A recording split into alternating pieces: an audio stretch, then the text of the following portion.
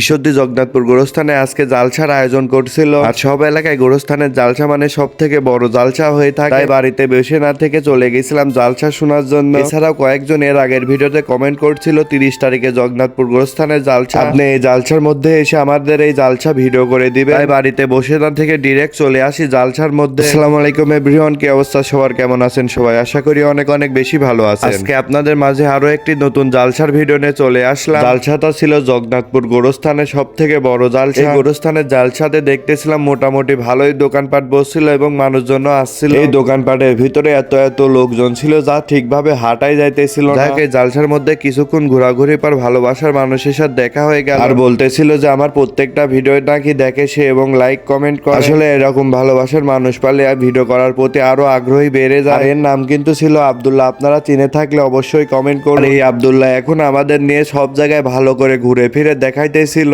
জালসার মোটামুটি সব জায়গায় ঘোরাফেরা দেখানো শেষ করে আমাদের জিলাপি খাওয়াইতেছিল আব্দুল্লাহ। আর আমরা কিন্তু এখান থেকে জিলাপি একা খাই না, আমরা সবাই মিলে একসাথে খাইতেছিলাম। খাওয়া দাওয়া সবাই মিলে একসাথে শেষ করার পর আব্দুল্লাহর কাজ থাকার জন্য আব্দুল্লাহ চলে গেছিল এখান থেকে। আর আমরা জালসার মধ্যে ঘোরাফেরা বাদ ছিল, তাই ঘুরে ফিরে ভিডিও করতেছিলাম। আপনারা এখানে কোথায় জালসা হচ্ছে এটা কমেন্ট করবেন, আশা করি আমি যাওয়ার চেষ্টা করবো। আর ভিডিওটা ভালো লাগলে আপনারা সবাই ফলো এবং শেয়ার করে দিবেন। আর আজকের ভিডিওটা এই পর্যন্তই, দেখা হচ্ছে নতুন কোনো ভিডিওতে। ধন্যবাদ।